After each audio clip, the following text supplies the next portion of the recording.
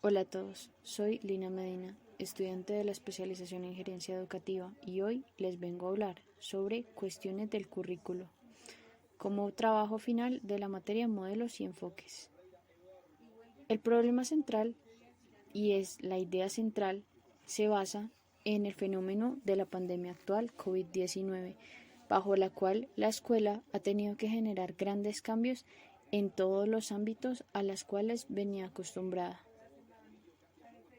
Como problema fundamental identifiqué bajo el currículo el cómo enlazar la cultura y la ciencia en el contexto de la pandemia.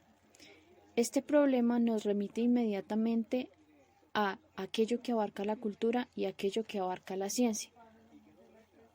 En este sentido, las cosas que la cultura abarca son aquello que se enseña como base en el currículo curto, es decir, lo que se transmite de generación en generación, y la ciencia se refiere a todos los conocimientos técnicos en los cuales un estudiante debe formarse y adquirir.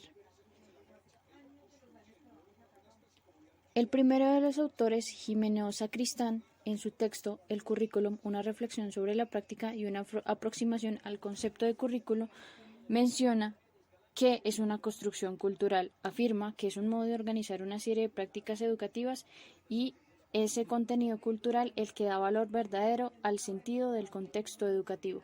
Por ende, Sacristán presenta una de las afirmaciones más importantes en las cuales se reúne tanto la cultura como la educación en una sola, que es el currículo en aquellos saberes que se deben transmitir. Adicionalmente, Jiménez dice que no debemos olvidar que el currículo no es letra muerta, no es simplemente un documento, debe basarse en los juegos, en los intereses de los niños. Basado en la necesidad actual, es necesario complementarlo con los hechos que aquejan a nuestra sociedad. Es en este sentido en el cual el currículo abarca una necesidad importante y una necesidad de cambio y ajuste pertinente para la enseñanza de los conocimientos que son verdaderamente requeridos. Como segundo autor tenemos a Marvin Harris en su texto base Teorías sobre la cultura de la era posmoderna.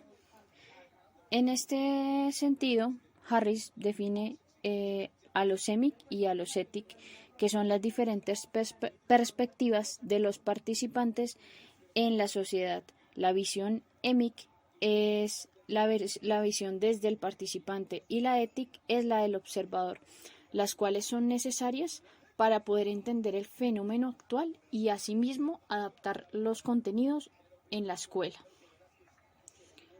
Como tercer autor se encuentra George Posner con su texto Análisis del currículo, conceptos de currículo y propósitos del estudio del currículo. En este, Posner afirma que se debe asumir una postura política ante el currículo, las directivas deben legitimar el plan y los docentes son responsables de trabajar por la eficacia de los planes. En este sentido, es importante tener en cuenta la diferencia que puede existir entre un currículo de fines y uno de medios. Por ende, se debe señalar específicamente cuál es el tipo de currículo de los 5 que él explicita en el texto, el cual es el oficial, el operativo, el oculto, el nulo y el adicional. Todos estos deben suponer mejoras y adaptaciones que a su vez permitan que los estudiantes sepan llevar esta coyuntura de la mejor manera posible y adicional que se preparen de igual forma para afrontar los retos. Como cuarta y última autora se encuentra Shirley Grundy en su texto Producto y Praxis del Currículo. En este, la autora menciona que el contenido del currículo se extrae de sus significados, no de sus fines, sino de sus comienzos. Es decir, que está en la sustancia de la cuestión educativa, la cuestión de negociación entre profesor y alumno. Por ende, en esta pandemia es necesario que exista esta negociación, es decir, que mediante una conversación o un foro ellos manifiesten los estudiantes cuáles son sus requerimientos, qué esperan y asimismo los profesores puedan replantear este currículo de tal manera que se cumpla